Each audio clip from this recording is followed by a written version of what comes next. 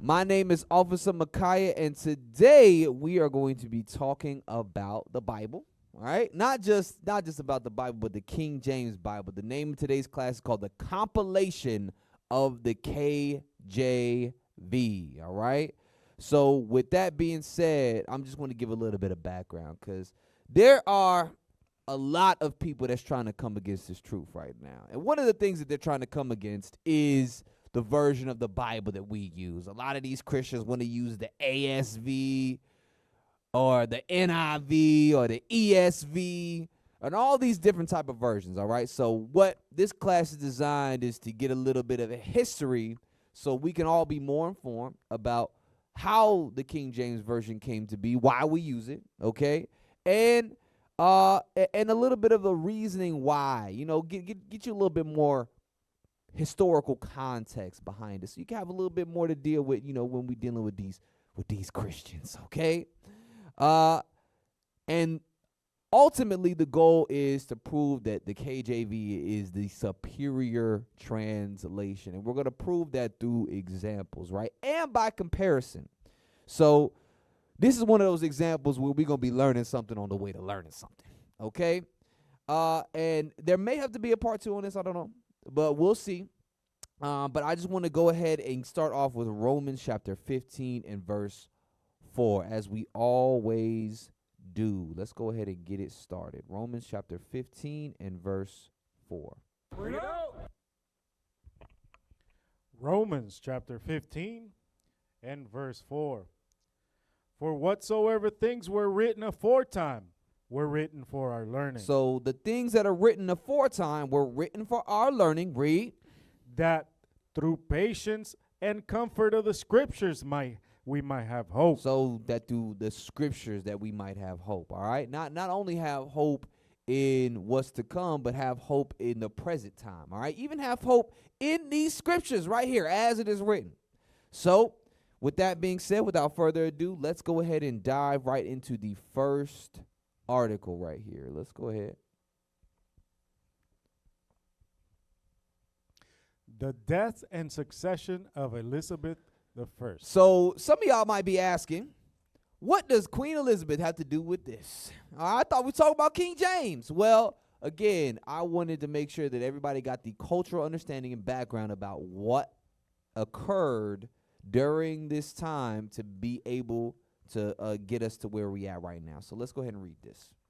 Underrepresented claimants to the Tudor crown. Underrepresented. Go on. In the early hours of the morning on 24th of March, 1603, Richmond Palace lay quiet as the 69-year-old Elizabeth I took her final breath. Her passing marked the ascension of James VI to her throne and the emergence of the Stuart dynasty. The Stuart dynasty, which when you look into the etymology of that, goes into stewards. Come on. But this was certainly not a foregone conclusion at the time. Here, PhD researcher Lawrence Shaw considers some of the other potential heirs to Elizabeth's crown and their treatment at the Queen's hands. Come on. Queen Elizabeth beat considerable odds and ruled England for 44 years, leaving behind a legacy that would have her name as one of England's greatest monarchs for centuries to come. Yet, as the sun set on the Elizabeth's golden age, it was also set on the Tudor dynasty. Come on. So she was the last of the Tudors. It's going to say in the next paragraph. Come on. Elizabeth was the last Tudor monarch, dying as well as she lived, single and without an heir. So Queen Elizabeth I was the last Tudor monarch, and as she died, she left no successor behind. Like when you read about, or when you see in these movies like Game of Thrones, right? There was I want to say in House of Dragons, there was an issue about the king at the time. I forget what his name was, but he did not have, when he was throughout the time that he was king, he always struggled with producing a male heir. He had a daughter, who he promised the throne, but he always struggled with having a male heir, which came later on when you watch the series and all that stuff. There's a whole bunch of drama behind that, right? But having no successor, Queen Elizabeth had to decide who was going to be her successor. Read that. Elizabeth was the last Tudor monarch, dying as she lived, single and without an heir. Her successor, James VI of Scotland, was proclaimed King James I of England by the Queen's counselors a matter of hours after her death. So James VI of Scotland was proclaimed King James I of England by the Queen's counselors a matter of hours after her death. Let's scroll down just a little bit to the next paragraph. We're going to move over that image of that white lady. Come on. Like Elizabeth, James was a direct descendant of Henry VII. So Elizabeth was also a direct descendant of King Henry VII. Come on. James' mother, Mary, Queen of Scots, whose own claim to the English throne ended with her execution in 1587, was Elizabeth's cousin. She and James were therefore the Queen's closest living relatives. But England and Scotland were long-standing enemies. Therefore, a Scottish claimant to the English crown was always be controversial. Come on. Before her death, Elizabeth never outrightly named her successor, possibly out of fear of losing vital support. During the 1590s, there was a growing line of potential heirs. Some, perhaps not surprisingly, favored even above James VI himself. So there were many people who were trying to get the crown at the time. And some of them were more favored than King James himself. But, as we all know how the story goes, he got the crown. All right, come on. The Queen's determination not to name her successor created a huge concern within Elizabethan government. Within the Elizabethan government. So, I'm going to go back to my Game of Thrones example. All during the time that, I can't remember that king's name. I wish I could. During that time that he decided not to outright name an heir, right, there were people wondering, what's he going to do? What's she going to do? That's the instance with Queen Elizabeth right here. Who is going to be her successor? Who is going to be the successor of this monarchy? Let's go back. The Queen's determination not to name her successor created a huge concern within the Elizabethan government. The succession crisis consumed the state, but the issue also spilled into conversations of the populace. It became a topic of a discussion across the social levels. Come on. In about 1594, a book attributed to the exiled Jesuit priest Robert Pearsons was published that ignited the debate in a conference about the next succession to the crown of England. Pearsons investigated and weighed up the claims of 16 potential heirs to the Elizabeth's crown. So that's what her refusing to name outright an heir caused. It caused 16 people to think that they all had claim to the throne. All right? That's called confusion. Come on. James was included within the long list of potential successors. But his claim was certainly not presented as the most legitimate or the most appealing. So his claim was not considered by many to be the most legit or the most appealing, meaning he wasn't the most well-liked amongst those who claimed right to the throne. Let's go. No, I want to see that picture. All right? So this right here is the family tree that is mentioned in that book by Persons. Okay? Scroll down a little bit. I'm going to get the description. So you see the family tree. Read. An illustration from a conference about the next succession of the crown of England, showing the genealogy of English monarchs and potential heirs to Elizabeth from the British Library collection. All right, so you see, scroll back up a little bit so we can see that picture. Yeah, so you see, it's a lot of people. I don't know where she is on this particular photo, but can we zoom in on that? It's too blurry? All right. So you see right here, though, that you're getting an image of the family line of Queen Elizabeth, all right? Descendant, just like King James of King Henry VII of England, all right? So let's jump down to the title that says The Queen's Choice. Queen's Choice. Here we go. The Queen's Choice. Elizabeth chose James Stewart as her successor. Well, no. As Elizabeth I? Yes, sir. As the Elizabeth I lay dying at Richmond Palace, the decision had finally been made on who should succeed her, and the sun rose on new Stuart dynasty on the English throne. So the decision was made on her deathbed. Come on. Elizabeth chose James Stewart as her successor because of his blood and religion. Because of his blood and religion, meaning he was related to her, and because of his religion. Let's see. Come on. But was also persuaded by her personal advisors that James was the best choice. However, she ensured that the identity of her heirs was unknown until her mortality gave her no other option than to secure the line of succession. Come on. Elizabeth spent most of her reign holding off her council from making her choose an heir and distancing potential successors both emotionally and physically. So spare a thought for those who Elizabeth chose to keep politically and social distance through her life. Right. So she did that to weed out those that would only try and get close to you only because you are trying to get favor with the queen just so you could be the heir. All right. Get Proverbs chapter 21 and verse 1. So why was this all done? Let's see what the Bible says. Proverbs 21. Proverbs chapter 21 and verse 1. Uh-huh.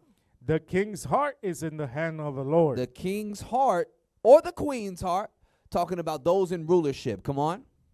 As the rivers of water, he turneth it whithersoever he will. So this was all of the Lord. This confusion, this refusal to name an heir, all of this was done so that the Most High's will could be done in the earth in terms of creating this particular version of the Bible that we use today. All right? So now let's get the next article. The next article. So now we've got King James is in power. So let's get a little bit more background about the Bibles that were around during that time. Come on.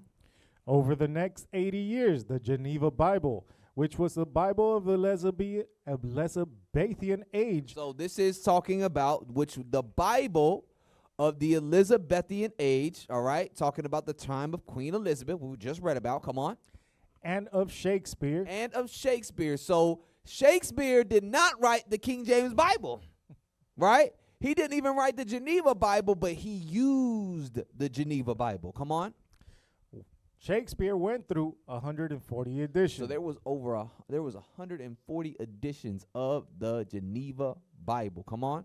It was inexpensive, carefully put together, and relatively easy to read. It was full of woodcuts, maps, extensive annotations, and interpretive guides.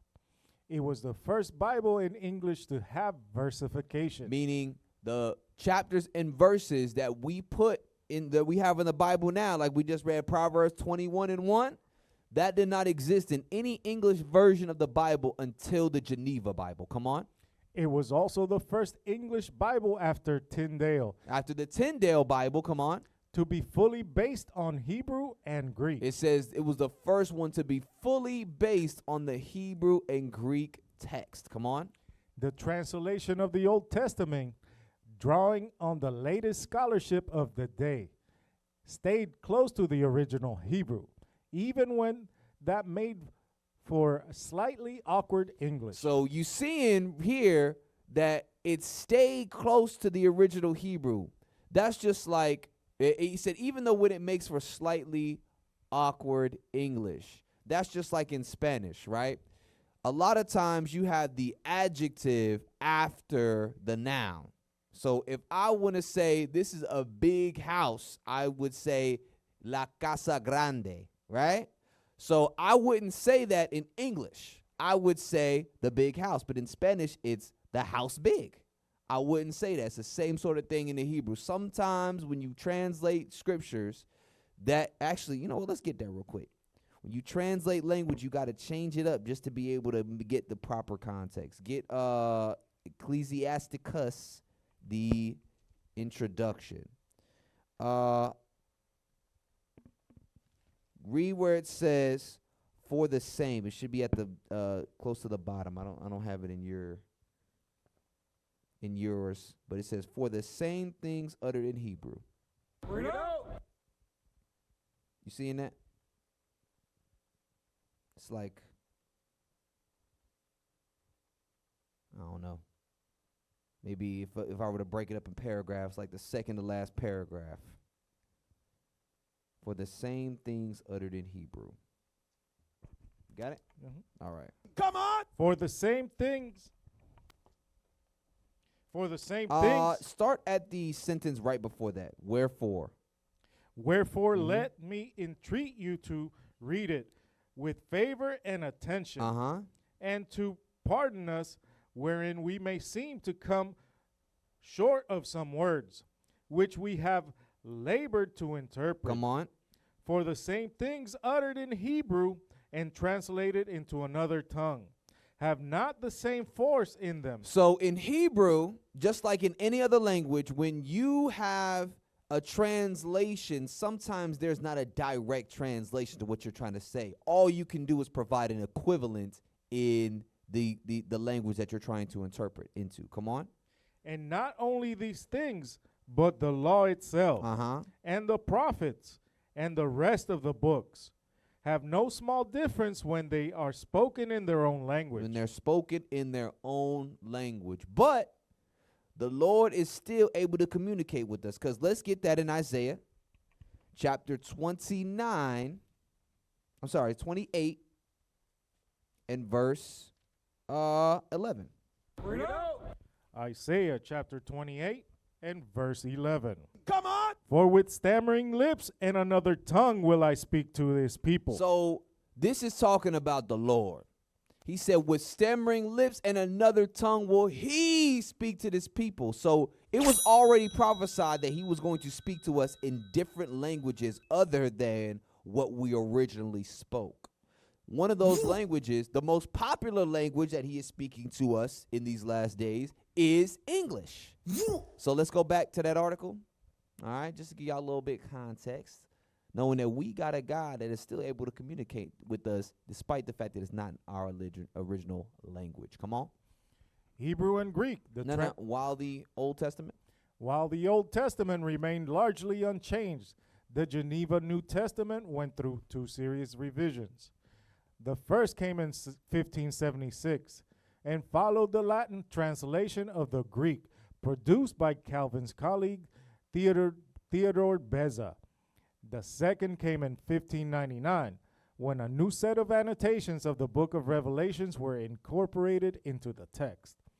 The Geneva Bible was particularly popular in Scotland, where it was not replaced by the King James until around 1630. So the Geneva Bible was so popular that even where King James was from, it wasn't replaced until about 19 years after the King James Version Bible had been published. Come on.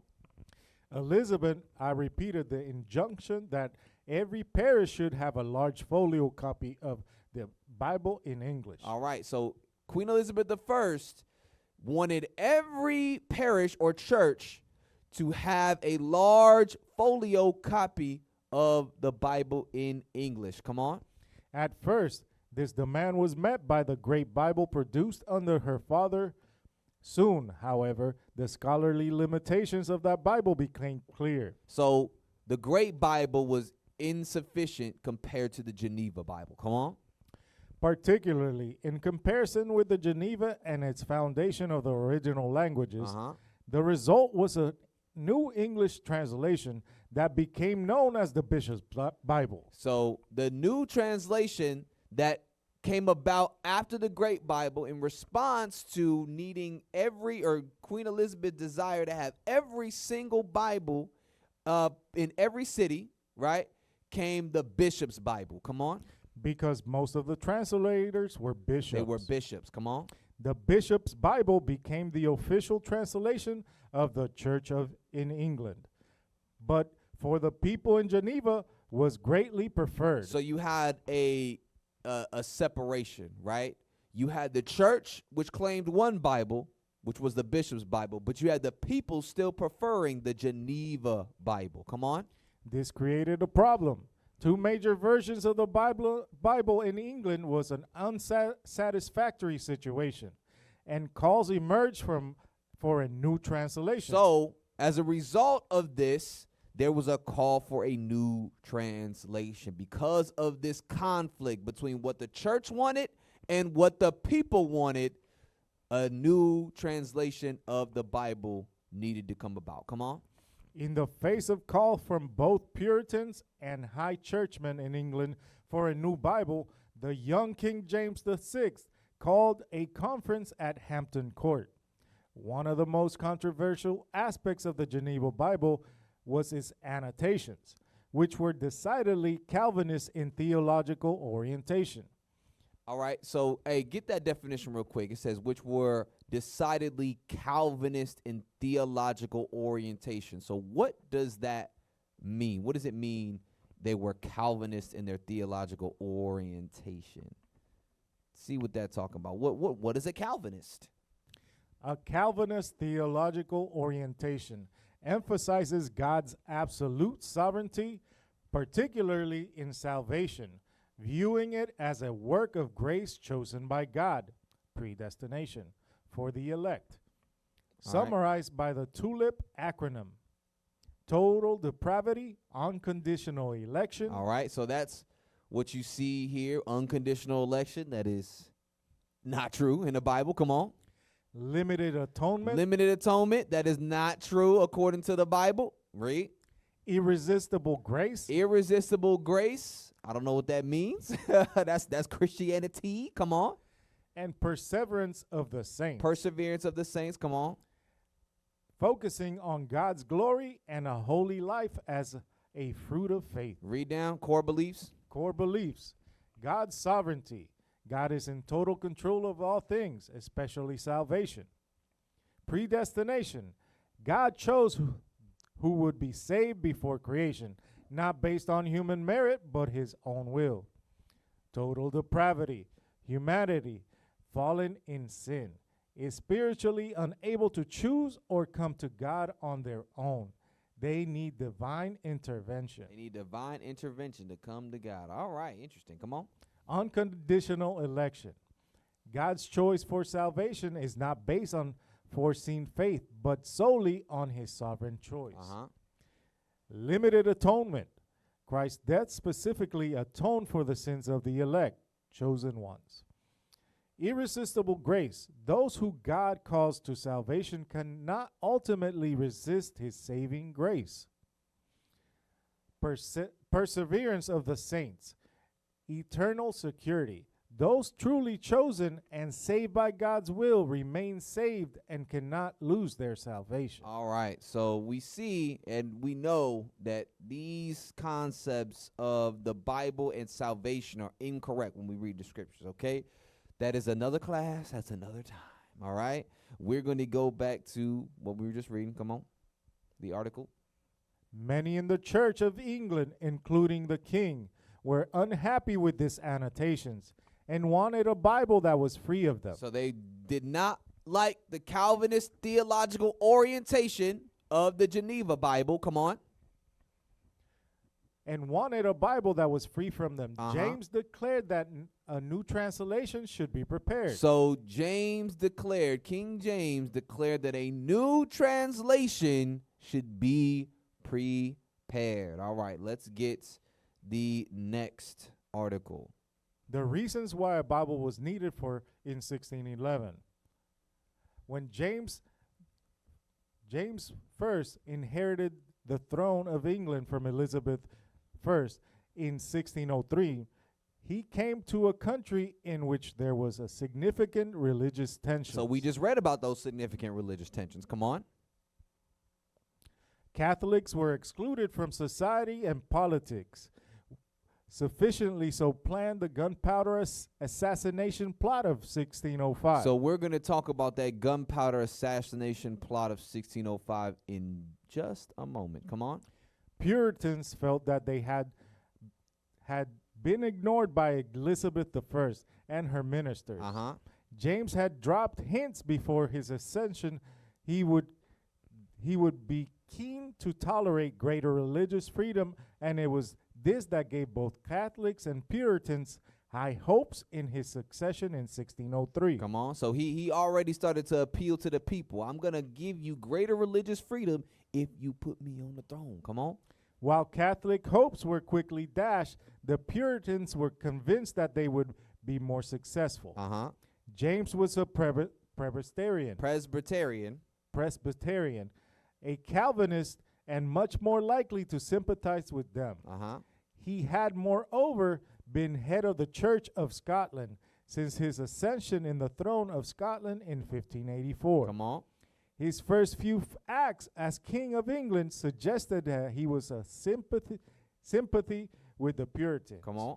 For example, he banned the popish ceremony of the curing and the king's evil by the royal touch. So they believed that you could, just by touching them, be healed of your evil or your sin or your illnesses. Come on. So the Puritans produced a millenary petition signed by 1,000 of the Puritan clergy, asking for the Church of England to be reformed and stripped of its more Catholic ceremonies and practices, such as making the sign of the cross and use of the surplice. And also for episcopal government, the church to be replaced with Presbyterian control, appearing to support the Puritans, but in reality increasing influence by the bishops. James called a conference at Hampton Court, away from the plague which was raging in London, in January 1604 to discuss these matters. All right, so he decided to escape from the bubonic plague to discuss these matters. Come on. At this point, there was no thought of a new translation of the Bible, nor had it been mooted in by their Anglican or Puritans. Anglicans or the Puritans. Come on. Anglicans or Puritans. For moderate Puritans, carefully chosen by the bishops, John Reynolds, Lawrence Chatterton, Thomas Spark, and John Newstubbs were invited. However, James had quickly been won over Archbishop John Whitgift, and Bishop Richard Bancroft of the conference saw James in discussion with the bishops, of which there were 8 in addition to Whitgift, supported by 9 other senior clergy. Oh, wait. You skipped something. Go back to however. Go back to however. However, James had quickly been won over by Archbishop John Whitgift and Bishop Richard Bancroft of London, who had planned the conference as a trap for the Puritans. Come on. The first day of the conference saw James in discussions with the bishops, of which there were 8 in addition to Whitgift, supported by 9 other senior clergy. And the end of the first day, King seemed satisfied and made some mild statements that some matters might need to be tidied up, but seemed unlikely to concede that the Puritans wanted. All right, so he was getting persuaded by certain people within the church to have their will inserted in the Bible. All right, let's see what happened with that. Come on. The second day was a joint meeting of the Puritans, the bishops and king. The king astonished the Puritans at opening of the meeting with a stern attack on the petition and rejecting out of hand all their requests for liturgical changes and any change that the constitution of the church, So this is talking about the political arm of the church. Come on. in the fact he spoke so severely that the Puritans seemed entirely cowed and humbled. And only John Reynolds, president of Corpus Christi College, Oxford, was prepared to speak up. He raised the matter of the new translation of the Bible because, he said, some additions were not sufficiently faithful to the original. Some were not sufficiently faithful to the original. Come on.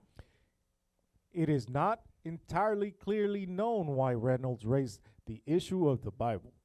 It might be that he was overawed by the king and wanted to move away from the issues of which James' mind was clearly closed. So in order for him to get a little bit of a compromise during this conference, he offered up the idea of a new Bible. Come on. It might be that he genuinely had concerns with the recent translations, especially the bishop's Bible, which had diluted the Geneva Puritan content. Some believe that he wanted to encourage the king to return to the Geneva Bible. Bishop Bancroft of London immediately rejected the idea of the new translation of the Bible on the grounds that if every man's humor should be followed, there would be no end of translating. And that is some of what you see today. So these words by Bishop Bancroft were actually prophetic in a way, because now you got every single translation under the sun. You have the King James Version, you have the New King James Version, you have the New International Version, you have the ASV, you have the ESV, you have the CSV, you have the LMNOP, you have the Queen James Bible. You got all these different versions of the Bible to really to appeal to certain people's preferences when it comes to reading the Bible. Okay, we're going to talk about that a little bit more later on. Come on. Without any warning, however, James agreed with the Puritans and said he could not abide with the Geneva Bible, and the new translation was needed. Bancroft was so quick to get back into the line that he became the organizer of the new translation. So he wanted to get back on the king's good side. He said, you know what? We go ahead and have your translation. Let's go. Come on. James' willingness to concede a new translation was probably a consequence of some practical considerations. He had conceded nothing to the Puritans on the key issues of liturgy and ecclesiastical government, so a new translation seemed reasonable. Right, that's that compromise I mentioned. Come on. Also, James had a strong objection to the Geneva Bible, which, in some notes, railed at the power of kings. Come on. He cited two passages in the Geneva translation where he found the marginal notes offensive.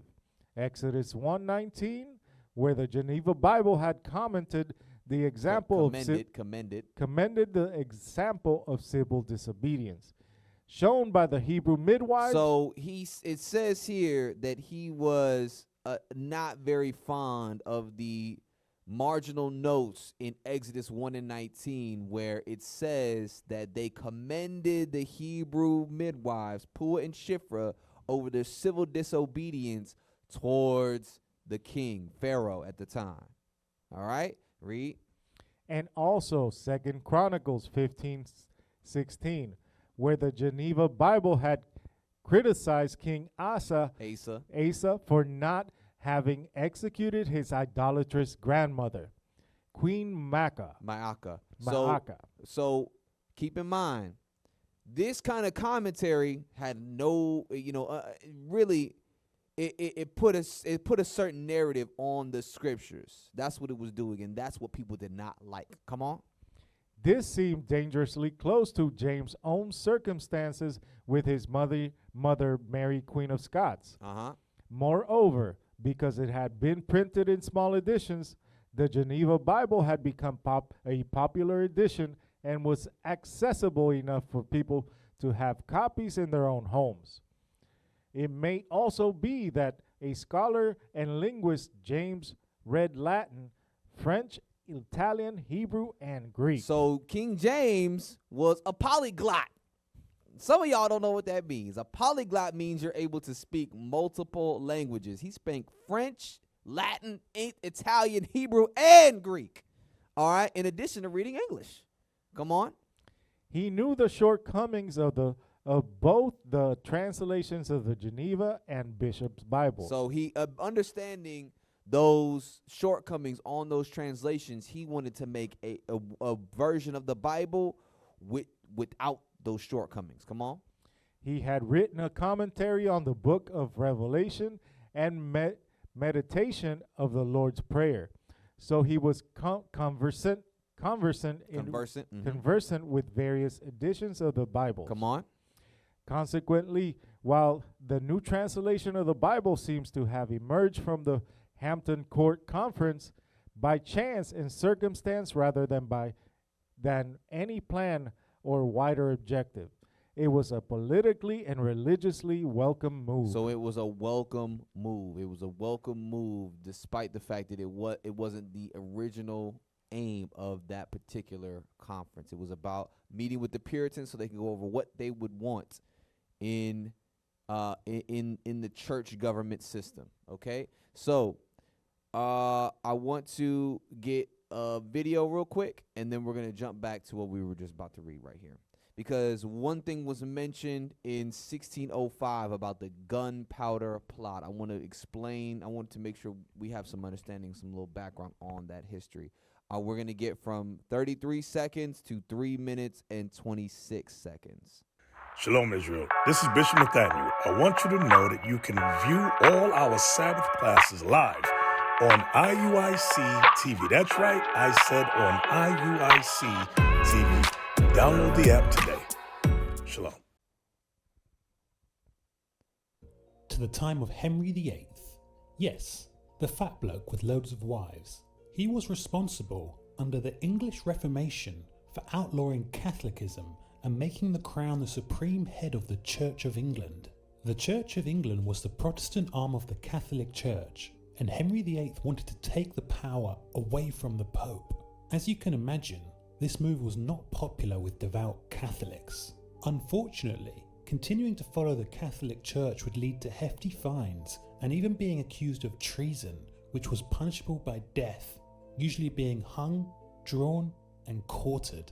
When Elizabeth I acceded to the throne in 1558, things got no better for the Catholics. When her son, James VI of Scotland, inherited the English throne, simultaneously becoming James I. It calls her his son. That was not her son. That was her cousin. Go back a little bit. Hit that 10-second button. Yeah, go back right there. Boom. Come on. 58. Things got no better for the Catholics. When her son, James VI of Scotland, inherited the English throne, simultaneously becoming James I of England, the Catholics hoped for a reversal in their fortunes. They were, however, disappointed. Catholic priests continued to find themselves hiding in priest holes in fear of their lives, while those attending Mass continued to be fined. By law, you had to attend the Church of England, and if you didn't, you'd get fined £20 a month. That wasn't exactly fair, as in those days, the average wage was just £2 a year. And so, back to Guy Fawkes. The intention was to blow up the Houses of Parliament on November the 5th, 1605, and assassinate James I. All right, 6th, so pause it real quick. So, those of y'all who might remember this date might remember a movie by the name of V for Vendetta. Okay, at the beginning it shows this, all right, and it tells you a little song or a poem that still exists to this day that they celebrate in England to this day. It's remember the 5th of November, the gunpowder treason and plot. I know of no reason why the gunpowder treason should ever be forgot. Okay, so if you've seen that movie, you're familiar with that. Or, hey, real quick, IT, can y'all pull up an example of a Guy Fawkes mask? A Guy Fawkes mask. A lot of people have seen this mask. Y'all are very familiar with this mask. You just didn't know the origins on it. I know I'm giving y'all another audible, But yes, the Guy Fawkes mask, this is used a lot of time to represent anarchy, anti-government feeling. This is something that is used quite frequently. Yes, pull that up. Pull that image up right there. So the Guy Fawkes mask, this is supposed to represent this guy right here who planned to blow up parliaments. All right, let's go back to the video.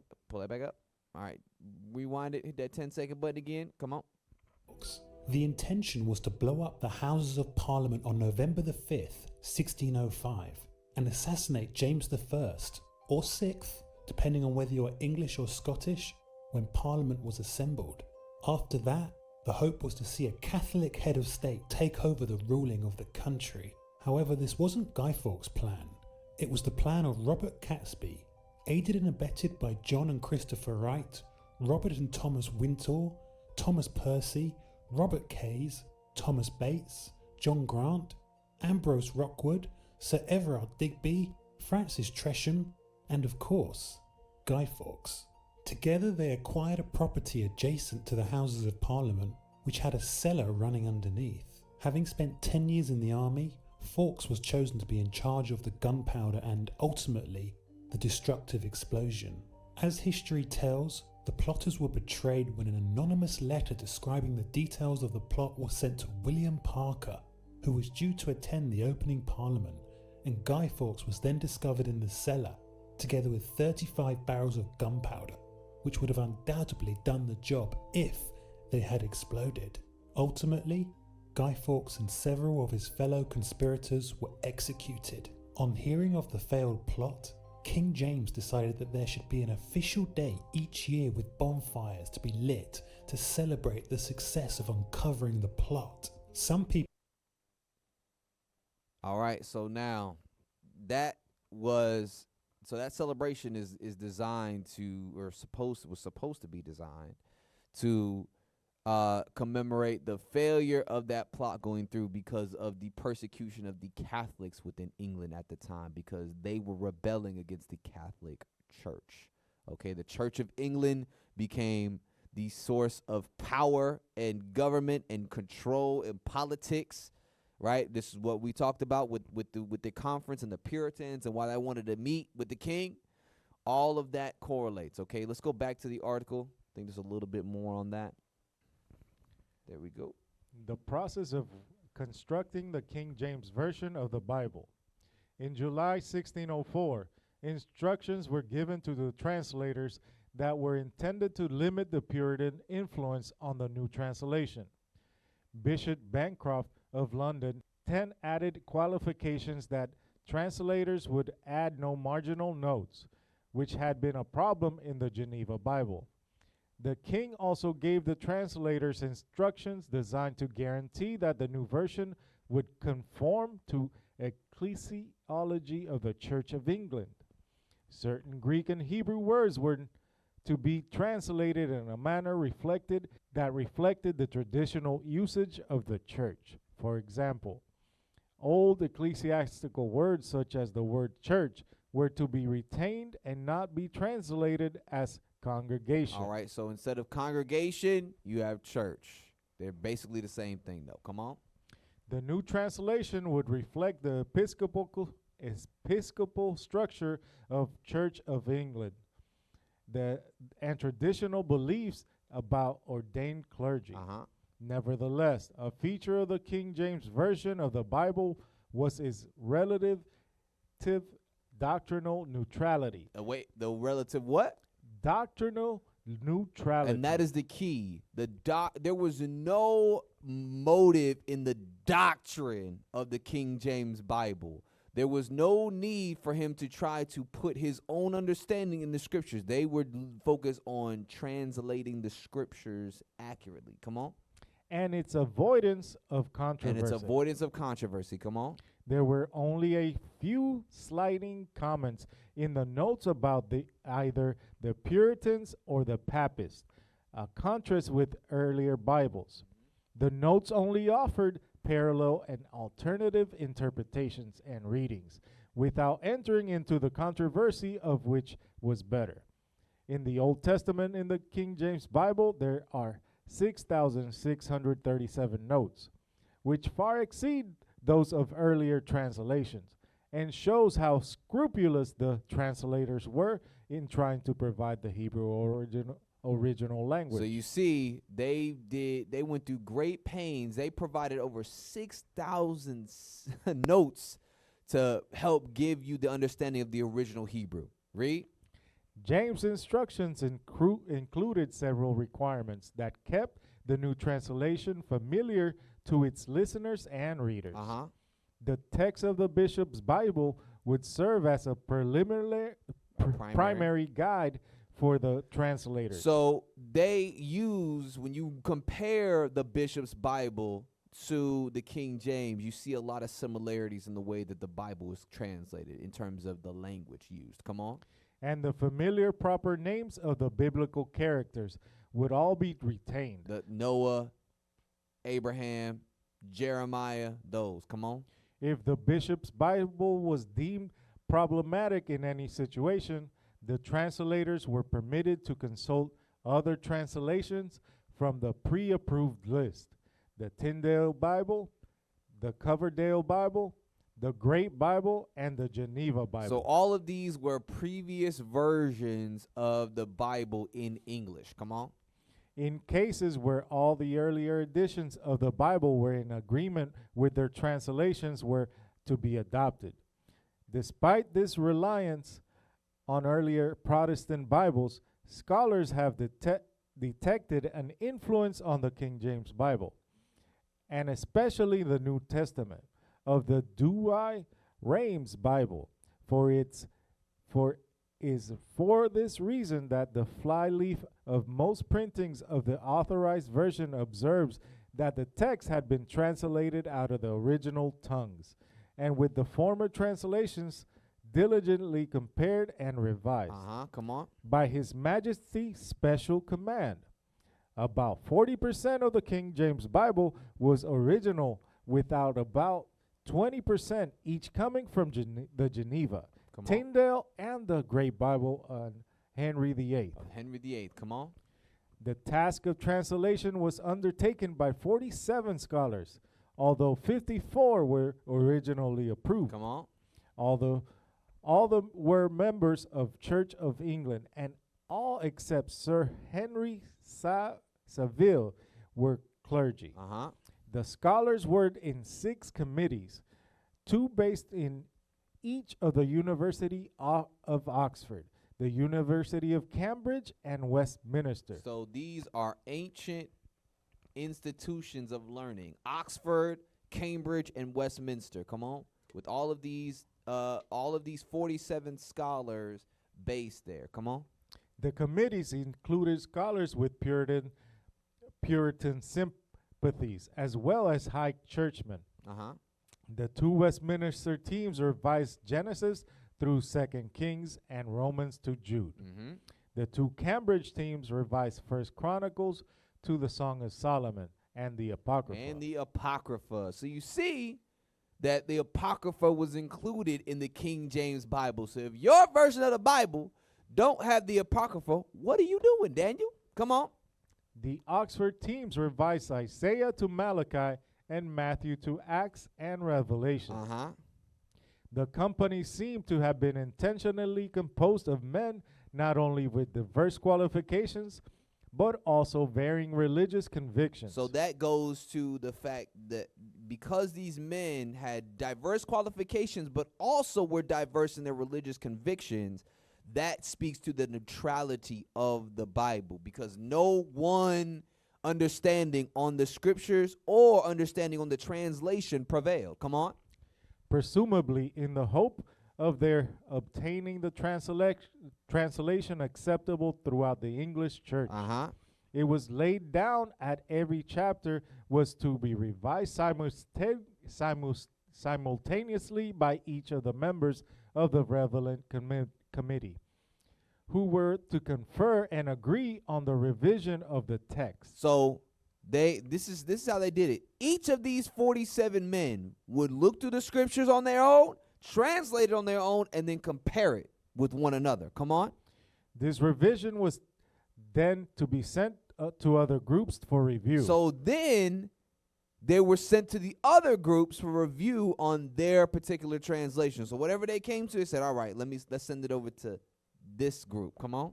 If the reviewing committee disagreed on any point in the revision, they were to note it and explain their reasons. If the parent committee did not agree to change suggested by another team, the issue was to be referred to a general meeting. So then, if they couldn't come to an agreement, there was a general meeting that had to be had. Come on. To be attended by 2 leading members of each of the 6 groups.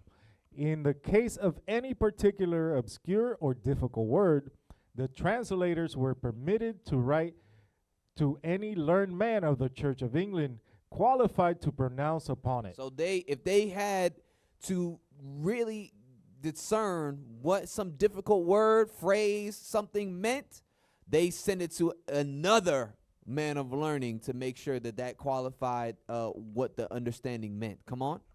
Consequently, the names of the recorded revisers do not include everyone who contributed in some way to the King James Bible. So there are many hands that were placed on this Bible to make sure that the translation was as accurate as possible. Come on. 40 unbound copies of the 1602 edition of the Bishop's Bible were especially printed so that the agreed changes of each committee could be recorded in the margins. The committees worked on their sections separately, and the drafts produced by each committee were then compared and revised for harmony with each other by a single committee of 12. As I say, which represented 2 scholars from each team. The scholars were not paid directly for their translation work.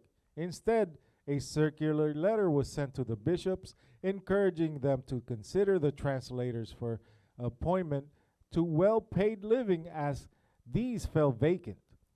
Several were supported by the various colleges at Oxford and Cambridge, while others were promoted to bishoprics, denaries, and prebends through royal patronage. In July, the king sent a letter to Bancroft asking him to contact all English churchmen, requesting that they may make donations to his project. Because these sort of things need money. Come on. The committee started to work towards the end of 1604. The translation teams had all completed their sections by 1608. The Apocrypha Committee finishing first. Because that's the smallest portion of the Bible that they had to translate. Come on. From January 1609, a general committee of review met at Stationaries Hall, London, to consider for the completed mark tests of the 6 committees. The general committee was paid for its work by Stationers Company. Their deliberations were recorded in Latin, which has partly survived in 2 latter transcripts. Come on. The only surviving manuscript of the translation is bound together set of marked up corrections written on one of the 40 bishops' Bible, covering the Old Testament and Gospels, and also a manuscript translation of the text of the epistles. The remaining records of the translations are thought to have been destroyed in Great Fire of London in 1666. All right, so we're going to move on to the next part. So the manuscripts that were used in the translation of the King James Bible was the Masoretic text in the Old Testament. For the Apocrypha, it was the Vulgate and the Septuagint. And then for the New Testament, it was known as the Textus Receptus. All right? Let's get those photos. Let's get those photos real quick. Yes, bring that up. This is from a book called Bible, the Story of the King James Version. All right? So we went through the background. We went through the committee and how it was published. So let's get the understanding on how it was actually finished. Come on. The first edition of the King James Version of the Bible was printed in 1611 by Robert Baker, the king's printer who held the right to print all Bibles, published in English translation. works in other languages published in England, and royal books published in Scotland were separate rights. Baker was the son of the Queen's printer, Christopher Baker, who had printed large numbers of Bibles as well as official publications such as statutes and proclamations during the reign of Queen Elizabeth. Come on. In 1599, Robert succeeded his father's Queen's printer and was subsequently confirmed as King's printer by King James, who succeeded Elizabeth in 1603. He was therefore the inevitable choice for the printing of the KJV. Later in the century of the university presses of Cambridge and Oxford were to exercise their right to print Bibles, but the 1611 Baker was the sole authorized printer. Come on. The printing house of the king's printer was Northumberland. Yep. Northumberland House, a large medieval palace in Aldersgate on the side of what is now Northumberland Alley. Recently vacated by the Earls of Northumberland for a new palace on the Strand. The old palace was refurbished as a workshop, and there the first edition of the KJV was printed. So this is the first edition of the King James that was printed by basically the son of the printer for Queen Elizabeth I. Come on, printing the KJV. Printing the KJV was expensive undertaking, not least because Baker seems to have had to pay the enormous sum of £4,000 for the rights to the translation. He financed the project by selling mortgaging shares in the office of King's printer to two rival printers, Bonham Norton and John Bill. The names of Baker, two Nortons, Bonham and his cousin John, Bill, and their descendants were to appear on Bibles for generations. Because the KJV was classified as a revision rather than a fresh translation, it does not appear to register of new books known as the Stationer's Register. In the absence of a dated entry in the register, we were left without any knowledge of when in 1611 the KJV began to be sold. So we're not aware of when exactly the KJV began to be sold in 1611, but we do know that that is the date. Next. There were two folio editions of the KJV, published in 1611, and they are known as the He Bible and the She Bible. The names arise from well-known crooks at Ruth 3:15. One 1611 Bible reads, "He went into the city," he referring to Boaz.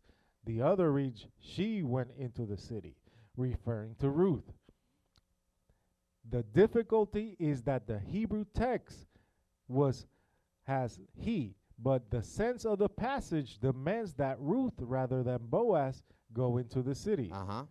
Setting aside the question which version is correct, is now clear that the earlier of the two Bibles is the He Bible, that in the translators seem deliberately to have changed the pronoun from she into the bishop's Bible. All right, read.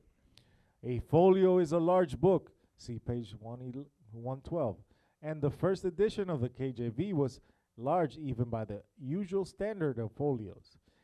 Its thick pages measure approximately 11 inches by 16 inches. It was a heavy volume designed to sit on a lectern in a church, as the title page explains. It was appointed to read in the churches. At the beginning of most surviving copies, there is a thick section of preliminaries, 74 pages consisting of. All right, so you see it's got the title page, a dedicatory epistle, a preface, a calendar, an almanac, a table, another table, a list of books, all right, genealogies, a place of maps, and a map of Canaan.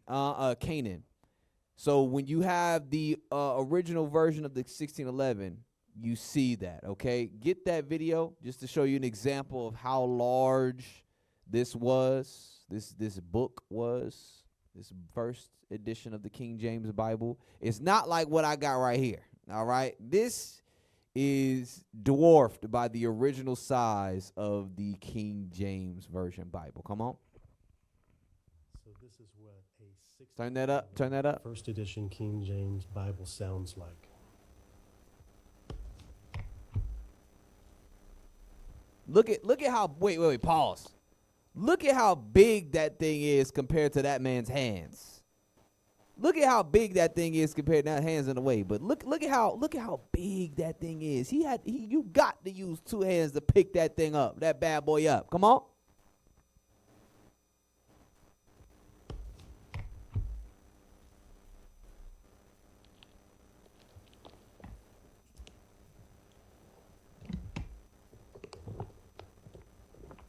Look at that. Huge. The ornate designs.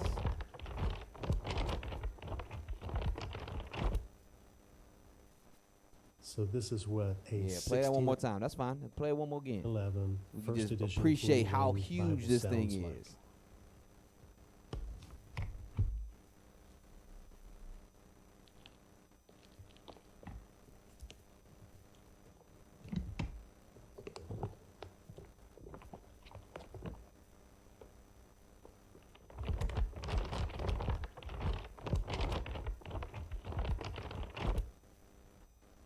All right. Okay. All right. So, we today, I think that's because I got some more, and there's some more I want to add on to this. So, because of the lack of time, I think that's a good stopping point right here. So, hey family, just to remind you what we went through today. Okay, we went through the understanding behind why the King James Version of the Bible had to be created. You had the Geneva Bible, you had the Bishop Bible, you had the Great Bible. There was not an agreement between the church and the people.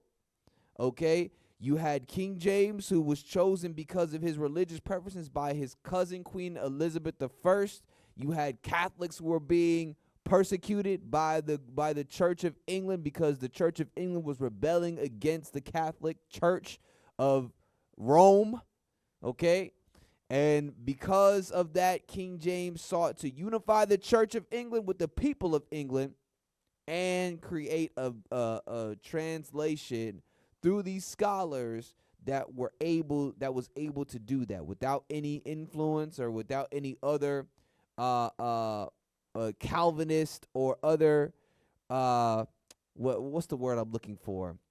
Without any other influence on the scriptures. Okay, so we're up to the point in time where it's published. You see that big old book that got published. And next time we're going to look at the after effects about what happened after it was published and so on and so forth. And then we're going to get into the comparisons of the versions of the Bible that are loosely based on this version of the Bible and on other texts in the future, okay? So, hey, I appreciate each and every one of y'all for tuning in. It's another History in the AM. That's right. My name is Officer Micaiah. Hey, can we bring that up? Can we bring that up about them following the page? But in the meantime, hey, look, family, whoop, right here. Make sure you donate to the Booster Club so we can go out and give y'all this understanding worldwide, okay? And if you could, please hit the scan right there on the code. All praise to the Most High.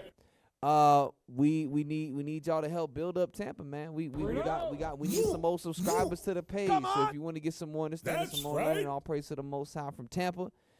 Hey, hit that button. My name is Officer Micaiah, and this was History in the AM, a compilation of the KJV. And with that, family, we say shalom. Yeah. Across the earth, the prophets move. From city streets to distant lands, the message is the same. Israel must rise. Through every quest, every journey, the truth spreads. No border can contain it. No distance can silence it. Our nation lives in every moment. In joy, we celebrate marriages. In sorrow, we honor our dead. On the Sabbath, we gather as one. Families rejoicing together, bound by the commandments of God. Yet are we tried. From the stones in Kenya to the hatred in Montana, we endure as a soldier of the Lord. And still, the mission expands. On the airwaves, on the screens, in every nation under heaven, Israel's voice is heard. We build our communities. We raise our children in royalty. We restore what was broken. We clean what was defiled. We show the world who we are.